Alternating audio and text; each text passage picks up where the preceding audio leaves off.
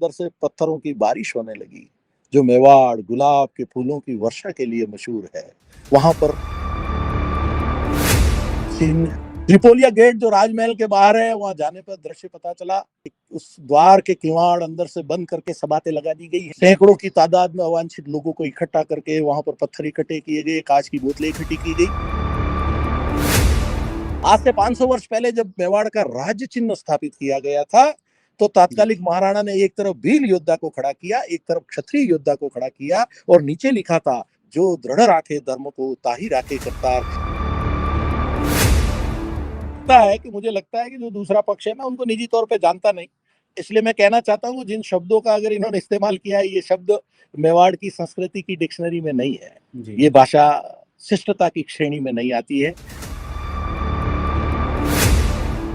मैं जानता नहीं, मैं इनके पिता को जरूर जानता था, जो कई वर्षों से दिखाई नहीं दे रहे हैं। उनके बारे में चिंता जरूर मन में उत्पन्न होती है कि हमारे दीवान साहब के छोटे भाई थे, आजकल कहाँ विराज रहे हैं, उनका स्वास्थ्य कैसा है, वो अच्छा कैसा महसूस कर रहे हैं क्या। बाकी मैं इनको जानता ही नहीं। अब इनकी भाषा, इनकी शिक्षा दीक्षा कहाँ हुई, कैसे हुई, किन लोगों के बीच रहते हैं, इनकी संगत किन लोगों के साथ है, शायद उसका असर हो, मुझे नहीं पता। मैं नहीं। अब हम ये नहीं समझ पा रहे हैं कि जब एग्जीक्यूटर श्रीमान अरविंद सिंह जी थे, एग्जीक्यूटर श्रीमान अरविंद सिंह जी हैं, तो एग्जीक्यूटर के राइट्स कभी ट्रांसफर नहीं किए जा सकते। जब राइट्स ही ट्रांसफर नहीं किए जा सकते, तो जो दूसरे व्यक्ति सामने आ रहे हैं और प्रेस कॉन्फ्रेंस कर रहे हैं, तो वो तो मेवाड़ की जनता के लिए, राजस्थान की जनता के लिए एक मजाक का विषय हो गया है। उनके दिमाग में क्या, क्यों ऐसी विषम स्थिति पैदा करने की उपज हुई। हम गढ़ चित्तौड़ गए थे, हमने राज्य सरकार से अनुमति ली, हमने आर्कोलॉजी डिपार्टमेंट से अनुमति ली। क्या हम लौटते हुए चित्तौड़ के किले की चाबियां अपनी जेब में डाल के लाए थे?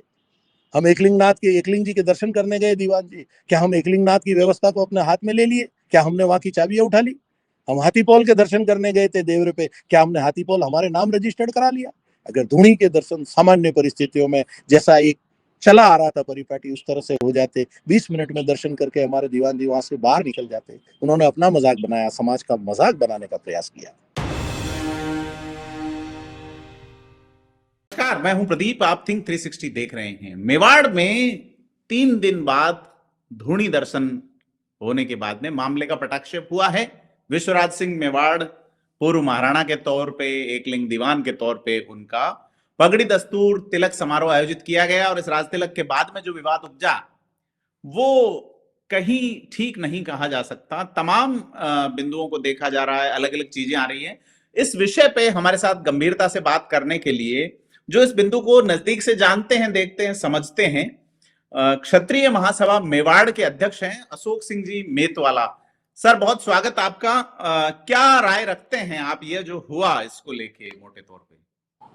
देखें, बहुत स्पष्ट शब्दों में मैं आपसे निवेदन करना चाहता हूँ कि मेवाड़ की ये सांस्कृतिक धरोहर और विरासत ये बहुत पुरानी है। इसको लगभग 1500 वर्ष हो गए।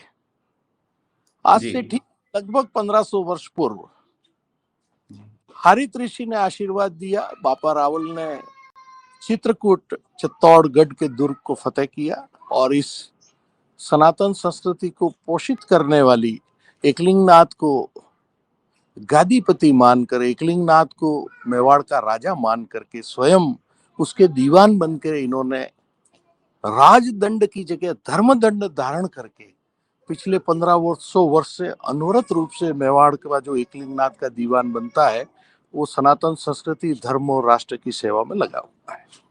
जी, ये जो सांस्कृतिक विरासत है, सत्ताओं के परिवर्तन होते गए, कभी कोई काल आए, कभी कोई काल आए, कभी कुछ लंबे संघर्ष की कहानियां रही, कभी कुंभा का वो शौर्य दिखा जिसमें उन्होंने आधे से ज्यादा भारतवर्ष को विजित करके अपने राज्य की सीमाओं में मिलाया। हम बापा रावल को याद करेंगे तो उज़्बेक, तजाक, कजाक, ईरान, इराक, वहां तक पर्शिया की खाड़ी तक इन्होंने अपनी शमशीर का परचम लहराया था। और जब बलिदान की बात आई, शौर्य और उत्सर्ग की बात आई, तो पन्नाधाय ने अपने पुत्र का बलिदान दिया। तो रानी पद्मिनी ने हजारों क्षत्राणियों और विभिन्न जातियों की महिलाओं के साथ अग्नि में स्नान करके इस राष्ट्र की रक्षा और अपनी अस्मिता की रक्षा करी थी।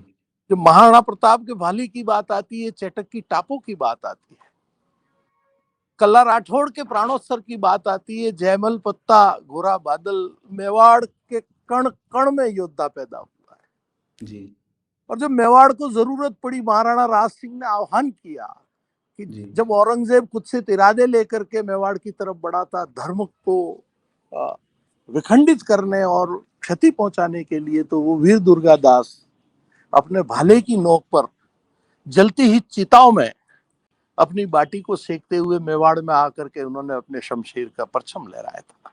जी, सादड़ी की रियासत दी थी दुर्गादास जी को महाराणा ने, याद जी, है। आप बिल्कुल ठीक कह रहे हैं। और जब झालाओं की बात आती है, वो सुदूर गुजरात के धांगध्रा इलाके से यहाँ पधारे थे। इन्होंने बार बार मेवाड़ की सेवा में, एक नहीं, दो नहीं, तीन नहीं, 5-5 बार युद्ध के मैदानों में मेवाड़ के महाराणाओं की रक्षा करते हुए अपने प्राणों की आहुतियां दी थी। ये मेवाड़ एक महान महिमा के लिए जाना जाता है। वीर शक्ति सिंह जी की बात आती है तो जो प्रताप को वास्तविक जीवन में जरूरत पड़ी, शक्ति सिंह एक अडिग हिमालय की तरह आके अड़ गए और अपने भाई की रक्षा करते हुए इस मेवाड़ की सीमाओं का विस्तार करने का काम उन्होंने भी किया था। चाहे किसी भी क्लेन की बात ले ले, चाहे चौहान वंशों की बात ले ले, चाहे झालाओं की बात ले ले, चाहे आप सारंग देवों जो मेवाड़ ही राजवंश के अंश है, राणावतों की बात ले, सिसोदियाओं की ले, शक्तावतों की ले, डोडिया सरदार भी भीम सिंह डोडिया किसी पहचान के मोहताज नहीं रहे, जिनको मेवाड़ में एक उमराव की पदवी दी गई थी। और यहाँ तो हकीम का सूरी का वंशजर भी, जो पठान है, वो भी हकीम का सूरी का वंशधर भी आकर के ऐसा लड़ा था कि उसने धर्म की सीमाओं को लांघ दिया था और मेवाड़ में कुरान और गीता दोनों एक साथ कसम खा करके इस राष्ट्र की रक्षा के लिए लड़े थे। तो ऐसी परिस्थितियों में, इन परिस्थितियों में ऐसी सांस्कृतिक विरासत के साथ, जब ठीक है आज से ठीक 75 साल या उससे कुछ समय अधिक हुआ होगा, उससे पहले जब देश में शासन की व्यवस्था बदली, अंग्रेजों के साथ जो ट्रीटी थी वो खत्म हुई और इस भारत का विलीनीकरण करना था, एक नक्शे में इस पूरे मोतियों को, मड़के की मालाओं को पोरना था। जब सरदार पटेल उदयपुर पधारे तो मेवाड़ के तात्कालिक महाराणा श्री जी हजूर महाराणा श्री भोपाल सिंह जी एकलिंगनाथ के दीवान ने चांदी के थाल में परोस करके इस राष्ट्र की एकता और इसके नक्शे को एक सम्मान देने के लिए मेवाड़ के राज्य को 2 मिनट के अंदर अपने दस्तखत करके सुपुर्द किया था। उस दिन तात्कालिक सरकारों ने वायदे किए थे कि हम आपकी सांस्कृतिक धरोहर, विरासत, सामाजिक रस्म और रिवाज, उसमें कभी दखल अंदाजी नहीं करेंगे। आज जब श्री जी हजूर महाराणा महेंद्र सिंह जी मेवाड़ का निधन हुआ, संपूर्ण मेवाड़ की जनता सनातन संस्कृति और इस विरासत और इस सामाजिक धरोहर में विश्वास रखने वाले लोगों ने एकमत होकर निर्णय किया। मेवाड़ के 16 जो उमराव हैं, 3200 के जो उमराव हैं, उनने बैठ के निर्णय किया कि सलूम्बर के रावत जी, हमारी जो पुरातन परंपरा चली आ रही है उसके अनुसार, और इन सब ने बैठ करके और मेवाड़ की जनता ने बैठ करके मशवरा करके निर्णय लिया कि आज से ठीक 493 वर्ष पहले जी चित्तौड़ दुर्ग पर महाराणा विक्रमादित्य का राज्याभिषेक हुआ था। जी, उदय सिंह जी के छोटे बेटे, उदय सिंह जी के बेटे। आज जो परिस्थिति, राणा सांगा जी के बेटे, उदय सिंह के बड़े भाई, तो आज जो परिस्थितियां थी हमारे सामने जी, उसमें यह निर्णय हुआ कि सामाजिक समरसता का भाव राष्ट्र के अंदर फैले, 36 कौम अपने आप को सुरक्षित महसूस करे, धर्मों में आपस में कोई वैमनस्य पैदा नहीं हो, सब अपने अपने तरीके से अपनी जीवन पद्धति, अपनी पूजा पद्धति को मानते हुए अपने सामान्य जीवन को जिए। इन सब के इस विचार के बाद ये निर्णय किया गया कि हमारी जड़ें, देश की सांस्कृतिक विरासत की राजधानी जिसको कह सकते हो, सामाजिक विरासत की राजधानी जो रही थी चित्तौड़, ऐसे महान दुर्ग चित्तौड़, इनकी जड़ों की तरफ लौटे। क्यों कि ये दुर्ग वो चित्तौड़ है कि जिस तरह से हिमालय में बर्फ पिघल करके गंगा बही है, इस दुर्ग चित्तौड़ पे 36 कौम के योद्धाओं ने मिलकर के खून की नदियां बहा करके सनातन संस्कृति, गौ, गंगा, गीता, गायत्री, ज्ञान, भक्ति और योग की रक्षा करी है। तो जब ये बात आप तलवार और तोपों का युद्ध भी मेवाड़ ने, कहते हैं तलवारों से लड़ा है, खानवा वाला तलवारों से लड़े, तोपों से लड़े, फिर कोर्ट में जा रहे थे, अब पत्थर चलने लगे।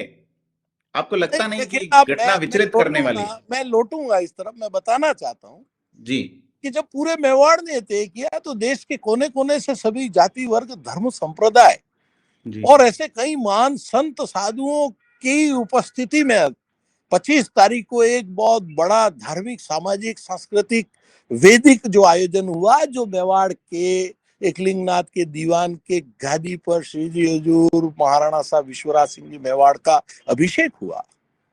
पूरे मेवाड़ में हर्ष की लहर दौड़ी। और जब हम वहां से यहाँ आए तो एक सामाजिक परंपरा, आप इसको माने, सांस्कृतिक परंपरा माने, वैदिक परंपरा माने, जी या धर्म के अनुसार जो रस्म है, रीति है, वो माने, मेवाड़ के उस समय के महाराणा श्री जी हजूर उदय सिंह जी ने जब गिरवा की पहाड़ियों में पधार करके एक सुरक्षित राजधानी बनाने का सोचा था, उस दिन एक महान संत यहाँ पर एक धूणी रमाते थे पिछोला के तट पर। उन्होंने ये आदेश दिया महाराणा को कि ये स्थान सबसे उचित रहेगा और मेवाड़ राजवंश और सनातन संस्कृति फलेगी फूलेगी। उस धूणी के उस संत के आदेश से राजप्रसाद जो उदयपुर में आज स्थित है उनका निर्माण हुआ, और वो दिन से आज दिन तक अद्यतन ये परंपरा रही है कि मेवाड़ के एकलिंगनाथ के दीवान की गद्दी नशीनी के बाद उस धूणी के दर्शन होते हैं। उस धूणी के दर्शन होने के बाद में एकलिंगनाथ के दर्शन होते हैं, और संपूर्ण मेवाड़ शोक में डूबा हुआ था।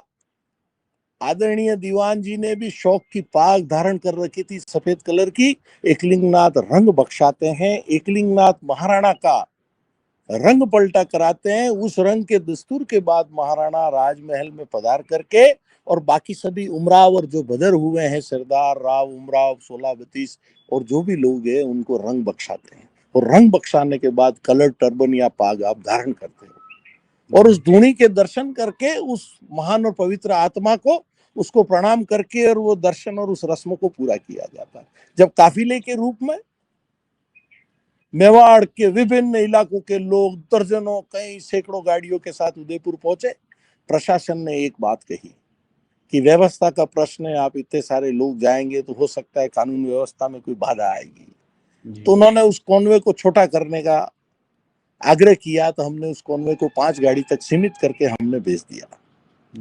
त्रिपोलिया गेट जो राजमहल के बाहर है, वहां जाने पर दृश्य पता चला कि उस द्वार के किवाड़ अंदर से बंद करके सबातें लगा दी गई है। सैकड़ों की तादाद में अवांछित लोगों को इकट्ठा करके वहां पर पत्थर इकट्ठे किए गए, कांच की बोतलें इकट्ठी की गई। और जब ये पता चला तो 5 गाड़ियों से उतरे हुए सरदार और परिवार के लोग नीचे उतरे। तब तक शहर से हजारों की तादाद में लोग जगदीश चौक पर इकट्ठा हो गए। प्रशासन वार्ता का बहाना बनाता रहा, 4 घंटे 5 घंटे तक घुमाता रहा, और वो दर्शन की व्यवस्था नहीं कर पाया। जब प्रशासन ने जाकर के ऐलान करके ये कहना चाहा कि भाई आप दरवाजा खोलेंगे या और क्या करें, तो अंदर से पत्थरों की बारिश होने लगी। जो मेवाड़ गुलाब के फूलों की वर्षा के लिए मशहूर है, वहां पर जिनका एकलिंग की दीवान की गादी पे नशीनी हुई थी, अगर वो अपने पितृ स्थान और उस महान संत की धूणी के दर्शन करने जा रहे थे, तो वहां जो निवासरत परिवार के दूसरे जो लोग हैं, उनका ये फर्ज बनता था कि वो गुलाब की पंखुड़ियों से इनका स्वागत करते, उसकी जगह पत्थर बरसाए। ये मेवाड़ की संस्कृति और सौम्यता, यहाँ की जो महान सांस्कृतिक विरासत है, उसको निश्चित ठेस पहुंची, क्योंकि ये तो यहाँ की परंपरा नहीं है। वो जो पत्थर बरस रहे थे, हमें लगा ये तालिबानी परंपरा या अफगानिस्तान की परंपरा, ये कहाँ से लेकर के आ गए। जब प्रशासन विफल रहा दर्शन कराने में, हमने कानून को अपने हाथ में नहीं लिया, प्रशासन ने 145 डिप्लॉय करी। हमारा कहना था कि अगर आपको धारा 145 लगा करके इस परिसर का फिजिकल पोजीशन लेना था, आपको सब पता होता अगर, या आपको जानकारी थी, तो आपने उस दिन सुबह या दिन में ये काम क्यों नहीं किया। हम वापस अपने दीवान जी को लेकर के उनके मूल निवास, जो कि राजमहल परिसर का ही हिस्सा है, समौर बाग, चले गए। फिर प्रशासन के साथ लंबी वार्ताओं के दौर चले, और कल जाकर के इसका हल निकला। और हमारे एकलिंगनाथ के दीवान जो मेवाड़ के हर व्यक्ति के दिल में बसे हुए हैं, वो पधारे, उन्होंने धूणी के दर्शन किए, ये रस्म पूरी हुई। अब हमें ये पता लगाना चाहिए कि हमारी सनातन संस्कृति और हमारे मेवाड़ के अमन चैन को ठेस पहुंचाने का प्रयास जिन लोगों ने किया, या जो इस तरह की मानसिकता रखते हैं, उनके दिमाग में क्या क्यों ऐसी ऐसी विषम स्थिति पैदा करने की उपज हुई। हम गढ़ चित्तौड़ गए थे, हमने राज्य सरकार से अनुमति ली, हमने आर्कोलॉजी डिपार्टमेंट से अनुमति ली। क्या हम लौटते हुए चित्तौड़ के किले की चाबियां अपनी जेब में डाल के लाए थे? हम एकलिंग जी के दर्शन करने गए दीवान जी, क्या हम एकलिंगनाथ की व्यवस्था को अपने हाथ में ले लिए? क्या हमने वहां की चाबियां उठा ली? हम हाथीपोल के दर्शन करने गए थे देवरे पे, क्या हमने हाथीपोल हमारे नाम रजिस्टर्ड करा लिया? अगर धूणी के दर्शन सामान्य परिस्थितियों में जैसा एक चला आ रहा था परिपाटी उस तरह से हो जाते, 20 मिनट में दर्शन करके हमारे दीवान जी वहां से बाहर निकल जाते। उन्होंने अपना मजाक बनाया, समाज का मजाक बनाने का प्रयास किया। और मेवाड़ की जो विरासत है, जो सांस्कृतिक विरासत है, धरोहर है, इतना बड़ा खुशी का माहौल था, उसके अंदर एक छोटी सी खलल का प्रयास किया। खैर वो उत्साह स्वर्ण अक्षरों में लिखा गया है। इस तरह के छोटे मोटे व्यवधानों से, क्योंकि मेवाड़ की गद्दी के साथ में छोटी मोटी नहीं बड़ी बड़ी समस्याएं पहले से साथ जुड़ी हुई है। मेवाड़ तो दुर्गर्ष युद्धों के लिए माना जाता है, संघर्षों के लिए माना जाता है।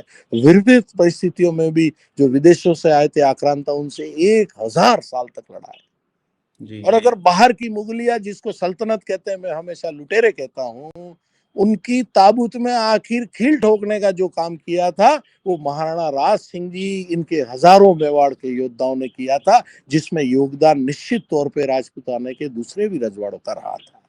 जी जी, ये एक तो पहले मैं बात करना चाहूंगा, भील कोर की बात करना चाहूंगा। राजकुमार रोत जो सांसद हैं डूंगरपुर बांसवाड़ा के, जी, उन्होंने कमेंट किया है, आपने सुना होगा, क्या है वो?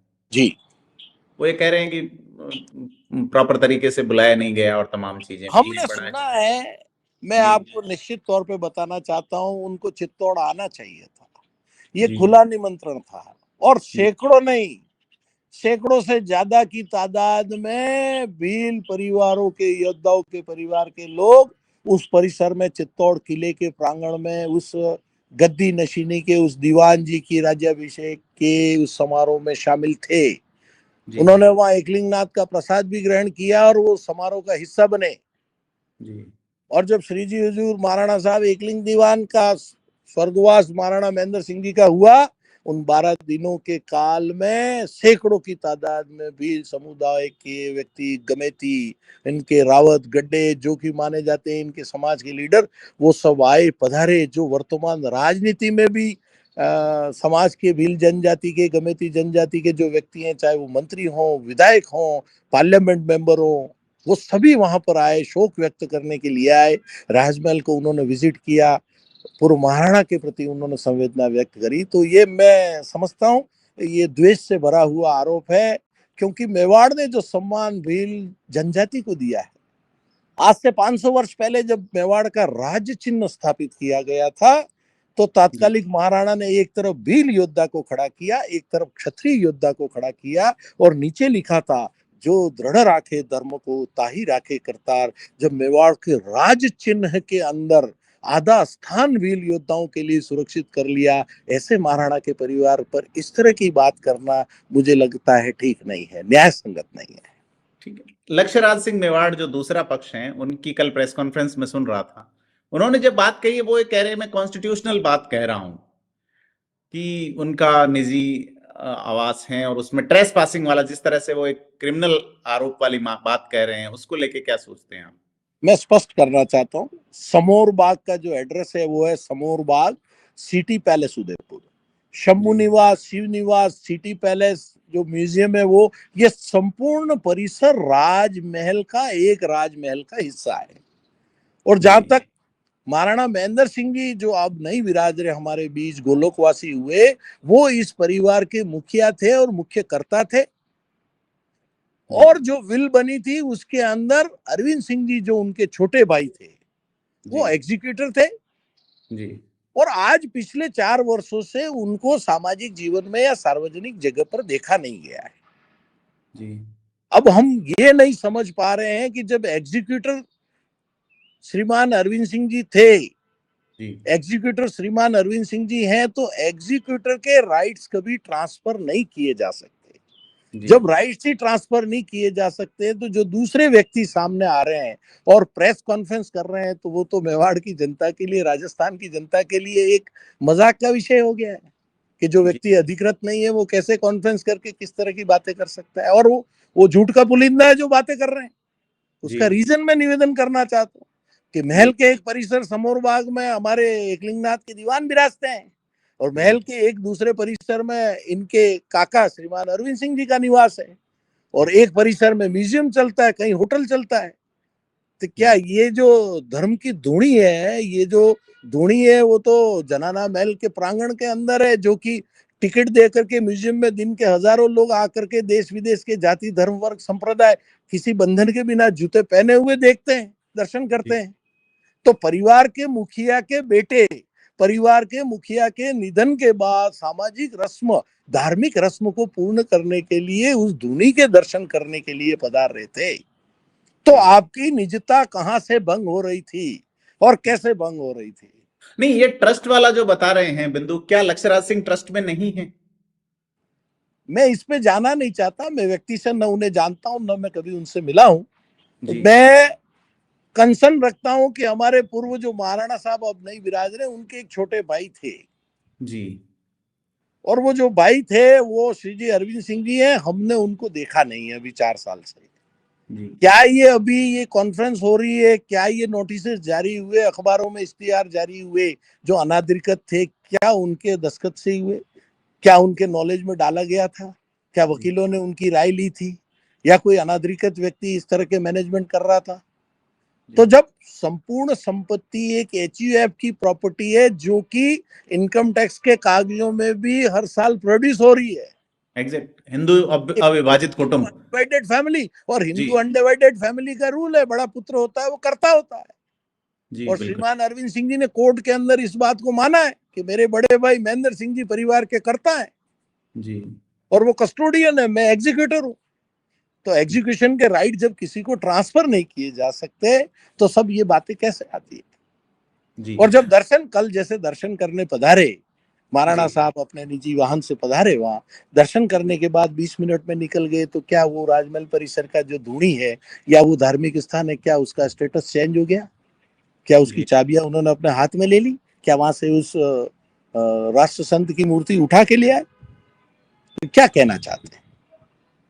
क्यों भ्रम पैदा करें समाज में, क्यों भ्रम पैदा करें मेवाड़ में? अब आगे क्या स्टेटस है? जिस तरह से एक भ्रम की स्थिति है कि क्या मामला, हमें दर्शन करने थे, दीवान जी को, दीवान जी ने दर्शन कर लिए, एकलिंगनाथ जी के दर्शन हो गए, रंग पलटे का दस्तूर हो गया, दीवान जी की गादी पर श्री जी हजूर विश्वराज सिंह जी विराज गए। अब जो 1500 साल की पारिवारिक जो विरासत है, 1500 साल की जो हमारी सांस्कृतिक धरोहर है, उसके जो प्रोटोकॉल्स है उसके अंतर्गत ये धर्म की, समाज की, गौ गंगा गीता गायत्री की सेवा करेंगे, राष्ट्र के निर्माण में सहयोग करेंगे।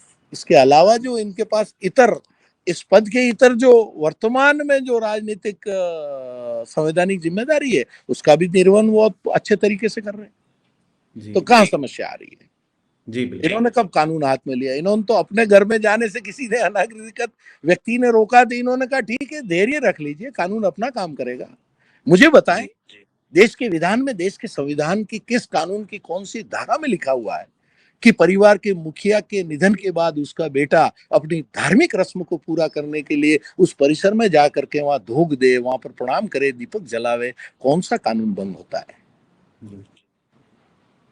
तो कल वाली प्रेस कॉन्फ्रेंस आपने देखी होगी, उन्होंने एक शब्द इस्तेमाल किया कि नपुंसक वाला, जो देखा होगा आपने कि भी हम हिंसक नहीं हैं तो नपुंसक भी नहीं है, इस तरह का।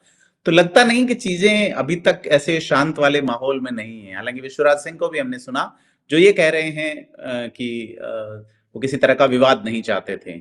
बात दोनों तरफ से एक जैसी कही जा रही जी, शब्द अलग। मुझे लगता है कि जो दूसरा पक्ष है, मैं उनको निजी तौर पर जानता नहीं, इसलिए मैं कहना चाहता हूँ जिन शब्दों का अगर इन्होंने इस्तेमाल किया है, ये शब्द मेवाड़ की संस्कृति की डिक्शनरी में नहीं है जी। इस तरह की भाषा पहले राज परिवारों में, यहाँ के राव उमरावों में या यहाँ के सभ्य समाज में इस्तेमाल नहीं की जाती है जी। ये भाषा शिष्टता की श्रेणी में नहीं आती है। हम अपनी भाषा की मर्यादा हमारे जो सामाजिक संस्कार और सरोकार हैं उसके अंतर्गत ही बोलते हैं। हम किसी पर व्यक्ति से, मैं किसी को जब पर्सनली जानता ही नहीं तो मैं उसको आरोप तो कैसे लगा पाऊंगा? मैंने कभी देखा नहीं, ना उनसे मिला कभी, मैं जानता नहीं। मैं इनके पिता को जरूर जानता था जो कई वर्षों से दिखाई नहीं दे रहे हैं, उनके बारे में चिंता जरूर मन में उत्पन्न होती है कि हमारे दीवान साहब के छोटे भाई थे, आजकल कहाँ बिराज रहे हैं, उनका स्वास्थ्य कैसा है, वो अच्छा कैसा महसूस कर रहे हैं क्या। बाकी मैं इनको जानता ही नहीं, अब इनकी भाषा, इनकी शिक्षा दीक्षा कहाँ हुई, कैसे हुई, किन लोगों के बीच रहते हैं, इनकी संगत किन लोगों के साथ है, शायद उसका असर हो, मुझे नहीं पता, मैं नहीं जानता। जी, तो अब ओवरऑल क्या लगता है, कम्युनिटी, राजपूत समाज जो कहीं महलों से दूर ठिठका हुआ सा खड़ा नजर आता है, वो क्या सोचता है? देखें, आप मैं उनके बहुत प्रतिनिधि हैं। साफ शब्दों में, बार बार साफ शब्दों में कहना चाहता हूँ कि मेवाड़ के समस्त 16 के उमराव, जी, बत्तीसों के उमराव, छोटे बत्तीसों के उमराव, मेवाड़ का आम क्षत्रिय, जी, भारतवर्ष की सभी रियासतों के प्रमुख लोग, जी, भारत का आम नागरिक, भारत के मठ, भारत के संत, भारत के सन्यासी और मेवाड़ की 36वीं कौम एकलिंगनाथ का दीवान 1984 में महाराणा साहब भगवत सिंह जी का निधन हुआ था। उसके बाद सलूम्बर के रावत ने जब अंगूठा काट के महाराणा महेंद्र सिंह जी का राज्याभिषेक माणक चौक में किया था, तब से उनके निधन तक उनको एकलिंग का दीवान और मेवाड़ का महाराणा माना। और जब 25 तारीख को ठीक दिन में सेरेमनी हुई और सलूम्बर के रावत ने बाह पकड़ करके राजगद्दी पर बिठा करके एकलिंग की गादी के दीवान का अंगूठा चीर के खून से तिलक किया, उस दिन से जब तक इस धरती पर वो शतायु हो, युगो युगो तक जिए, अमर हो जाए, तब तक वही एकलिंग के दीवान रहेंगे। न इसमें कोई संशय रहेगा, न भ्रम रहेगा, न भ्रम था न है। और ये जो वहां का कार्यक्रम था और जो ऐतिहासिक सेरेमनी हुई है, वो मेवाड़ के नहीं, देश के इतिहास में सोने के अक्षरों से लिखी जा चुकी है। तो अशोक सिंह जी, आपने हमें समय दिया, अपना अमूल्य, और बहुत सारी चीजें बताई, उसके लिए हम आपका आभार व्यक्त करते हैं। बहुत बहुत धन्यवाद। जी बहुत धन्यवाद।